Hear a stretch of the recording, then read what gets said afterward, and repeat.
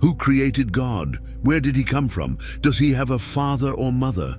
This is one of the oldest questions of humanity, but also one of the most profound and enigmatic. If God is the creator of everything, what existed before him, or has he always existed?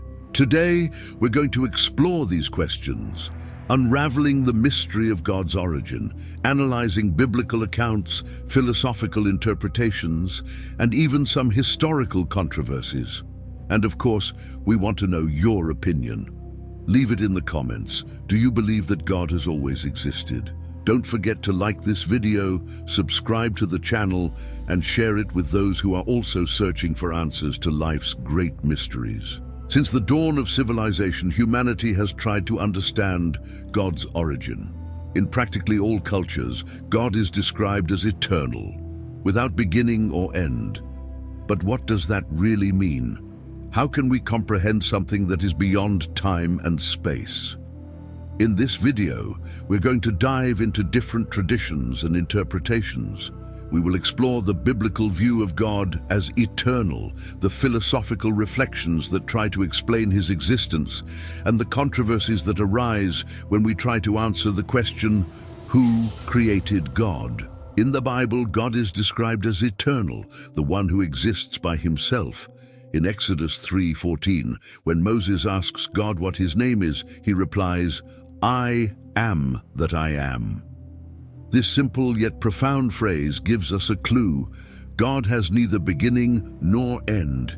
He is the I am, the foundation of everything that exists. In Revelation 22:13, he is described as the Alpha and the Omega, the beginning and the end. But is this explanation sufficient for our human minds, which are so conditioned to think in terms of beginning and end? How can something exist eternally without an origin?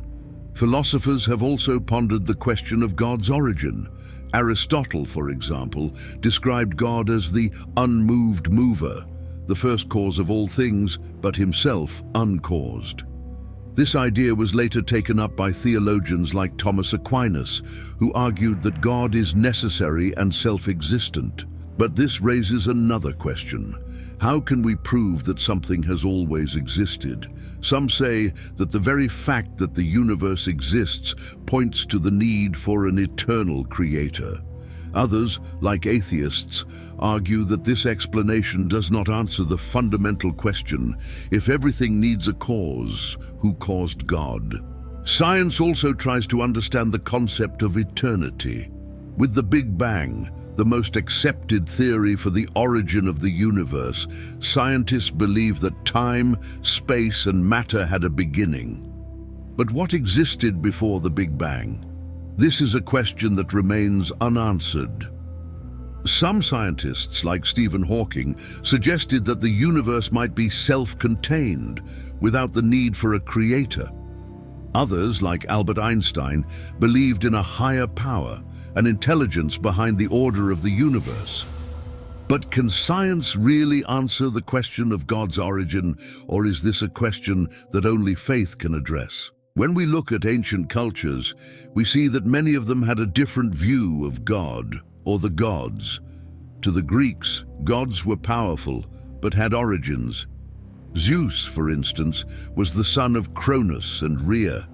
In Egypt, Osiris was described as born from the gods Geb and Nut, while in Hinduism, Brahma is the creator, but is also part of an eternal cycle with Vishnu and Shiva. These mythologies raise an interesting question. Is the idea of a god with an origin a human attempt to understand the inexplicable? Or do these narratives reflect a different truth about the divine? Even in these cultures, the idea of a greater, eternal, and primordial force is recurrent. In Hinduism, for instance, Brahman is described as the absolute, the eternal reality behind all things. In the Bible, the view of God is completely different from ancient mythologies. He is not a being created or born of other gods. Instead, he is described as eternal and self-existent. In Isaiah 40:28, God is called everlasting, someone who does not grow tired or weary, who is beyond time and space. But what does it mean to be eternal? To the human mind, accustomed to thinking in terms of beginnings and endings, this idea is difficult to understand. God's eternity is one of the deepest mysteries of Christian faith, and also one of the greatest sources of debate. After all, how can something simply exist without having been created? Since ancient times, philosophers have debated the idea of an eternal and self-existent God. Some, like Aristotle, argued that the universe needed a first cause, something that was not caused by anything. To him, this unmoved mover was God, the starting point of everything. Others, like Immanuel Kant, questioned whether the human mind is even capable of comprehending the concept of eternity or a self-existent being. But the idea that something can be self-existent also raises controversies. Why could only God be eternal? If everything needs a cause, how do we explain that God does not? This is one of the questions that atheists often ask. Is God's existence an excuse to avoid the most difficult question of all, the origin of everything? With the advancement of science, new questions have arisen about the origin of everything. The Big Bang theory, which describes the beginning of the universe from a singular point, raises the question, what existed before this? If time, space, and matter began with the Big Bang, is there something beyond this system? And more importantly, could that be God? Stephen Hawking, in his book A Brief History of Time, suggested that the universe could be self-contained without the need for a creator. But other scientists, like Francis Collins, who led the Human Genome Project, believe that the complexity and order of the universe point to an intelligent creator. Are science and religion moving towards a common answer? Or is this a question we may never be able to resolve? Regardless of the differences between cultures and beliefs, there is something universal about the idea of an eternal God. He represents the unattainable, the absolute, the foundation of all things. In many traditions, God is seen as the source of everything, the being in whom all questions find their answers. But what does this mean for us humans? Perhaps God's eternity is an invitation for us to reflect on our own existence and purpose. After all, if God has no origin, does that change the way we understand the universe and our place in it? Are we ready to accept that some questions may never have complete answers? Or is the search for these answers what connects us to the divine? The idea of an eternal God is not just a philosophical or theological concept. It shapes our understanding of purpose and meaning. If God is eternal, it means he is beyond time, observing not only the beginning and end of the universe, but also every detail of our lives. For many, God's eternity brings comfort. In Psalm 92 we read, "Before the mountains were born, or you brought forth the whole world, from everlasting to everlasting you are God." This passage not only affirms God's eternity, but also reminds us that our existence is connected to something much greater than we can comprehend. If God is eternal, why did he create the universe? Why did he create us? This is a question that echoes across generations. Some theologians suggest that God created the universe as an expression of his love and creativity. In Genesis 1:27, we read that mankind was created in God's image. This suggests that even though we are finite, we are reflections of the infinite. But does God's eternity imply that he knew everything that would happen? All the wars, tragedies, and human achievements? Does it mean we have a specific role in the grand divine plan? These questions lead us to reflect on our personal purpose. Are we living in line with what God intended for us? To us humans, time is linear, past, present, and future. But for an eternal God, time has no limits. He sees everything simultaneously, like a great panorama. In 2 Peter 3:8 we read, "With the Lord a day is like 1,000 years, and 1,000 years are like a day." This perspective changes everything. If God is beyond time, he already knows the end of the story. But this also raises challenging questions. Does our free will exist within this eternal panorama?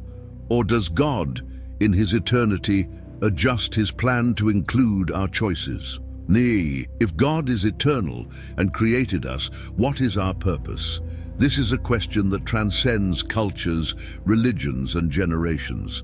For some, the answer lies in worship and a relationship with God. For others, the purpose is to find the meaning of life through their actions and contributions to the world. However, God's eternity reminds us that our lives have an impact that goes beyond the present. Even our daily choices can be part of something greater. Perhaps that is why, in Ecclesiastes 3:11, we read that God has also set eternity in the human heart. This passage suggests that although we are bound by time, we have an innate desire to seek something eternal. Now, God's eternity is not just a mystery to be contemplated, but a truth that can transform our lives. If God is eternal, it means he is always present, in moments of joy and in those of pain, in times of doubt and in our victories. He calls us to live with purpose, knowing that our existence is not by chance, but part of an eternal plan. When we look at the vastness of the universe, or at the small details of our everyday lives, we are reminded that there is something greater connecting us. God's eternity is an invitation to live intentionally, with faith and hope, knowing that we are part of something infinite. One of the biggest challenges to the idea of an eternal God comes from atheists. To them, the idea that God has always existed is illogical and unnecessary. Scientists like Stephen Hawking argued that the universe could have arisen spontaneously without the need for a creator. Others, like Richard Dawkins, question, if everything needs a cause, then what caused God? The central critique of these arguments is that the idea of eternity might be a human attempt to fill gaps in our knowledge. But does this really refute God's existence, or do these questions reveal the limits of human reason in understanding something beyond time and space? Defenders of faith argue that God's eternity is not an attempt to fill gaps, but the only logical explanation for the existence of the universe. In John 1:1 we read, "In the beginning was the Word, and the Word was with God, and the Word was God." This passage reinforces the idea that God is the foundation of all that exists, the first cause that needs no other cause. Theologians like Thomas Aquinas developed arguments such as the contingency argument, which states everything that exists depends on something, but there must be something that depends on nothing. This something is God. For many, God's eternity is not a mystery to be solved, but a truth that points to his majesty and uniqueness. Modern philosophers like Bertrand Russell challenged the idea of God as eternal, arguing that it is a proposition that cannot be proven or refuted. Others, like Alvin Plantinga, defended that God's existence is coherent and necessary to explain the order and purpose of the universe. The philosopher William Lane Craig, for instance, proposed the Kalam cosmological argument, which states everything that begins to exist has a cause. The universe began to exist, therefore it must have a cause.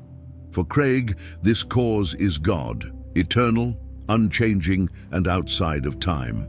These debates show that even in the modern world, the idea of an eternal God remains a central topic, challenging both believers and skeptics to reflect on the origin of everything. Science, although based on observation and logic, also raises questions that seem to point to something beyond itself. For example, the Big Bang theory suggests that the universe had a beginning. But what caused this beginning? Some scientists, like Francis Collins, argue that the existence of universal laws such as gravity points to a creator who designed the cosmos with precision. On the other hand, critics argue that phenomena like the Big Bang can be explained without resorting to God. However, even the most advanced models, such as the multiverse theory, still leave the central question unanswered. Why does something exist instead of nothing? Regardless of the challenges and debates, the idea of an eternal God remains a source of faith and hope for billions of people. God's eternity is not just an explanation for the existence of the universe. It is a reminder that our existence has a greater purpose. For many, believing in an eternal God is an act of faith, not in the sense of ignoring reason, but of accepting that there are mysteries beyond human understanding. As Blaise Pascal once said, "The heart has its reasons which reason knows nothing of." Perhaps God's eternity is one of these reasons, a mystery that connects us to the divine and gives us strength to face life's uncertainties. If God is eternal, it means he is beyond time, space, and all human limitations. But what does that really mean for us? God's eternity reminds us that our existence is not the product of chance, but part of a greater plan, something that transcends the here and now. In a world full of uncertainties, the idea of an eternal God gives us a sense of stability. It reminds us that even when everything seems out of control, there is a Creator who sees beyond the chaos and who invites us to trust in him. As we read in Psalm 92, "From everlasting to everlasting you are God." The belief in an eternal God also challenges us to live with purpose. If God created the universe and placed us here, then each of us has a unique role in the grand divine plan. This gives us a reason to live with intention, knowing that our actions have meaning. In Ecclesiastes 3:11, we read that God has set eternity in the human heart. This means that even though we are bound by time, we carry within us the desire to seek something greater. This desire connects us with the divine and reminds us that we were made for more than just existing. We were made to reflect the glory of an eternal God. Having faith in an eternal God does not mean having all the answers. On the contrary, it means accepting that some questions are beyond our understanding. And that's okay. Faith teaches us to trust, even when we cannot see the full picture. It reminds us that, even in our darkest moments, God is present. God's eternity also gives us hope. It reminds us that suffering and pain are not the end of the story. As we read in Revelation 21:4, he will wipe every tear from their eyes. There will be no more death or mourning or crying or pain. Knowing that God is eternal means knowing that he is working to redeem all things, to bring a glorious ending to a story that is still being written. Though God is eternal, he is also present in the here and now. He's not a distant observer, but a creator who is intimately involved in our lives. In Isaiah 41:10, God tells us, "Do not fear, for I am with you. Do not be dismayed, for I am your God." This truth transforms how we see the world. Knowing that God is with us, even in our fragility, gives us the courage to face life's challenges. And it reminds us that even when we fail, he is faithful and his grace is sufficient. So, who is God before creation? He is the Eternal One, the creator of all that exists, the one who is beyond time and space, but who also chooses to be close to us. He is the I Am, the foundation of all that is good, just, and true. And now the question is for you. How does this truth impact your life? Do you believe that God is eternal? How does this belief transform your choices, your dreams, and your purpose?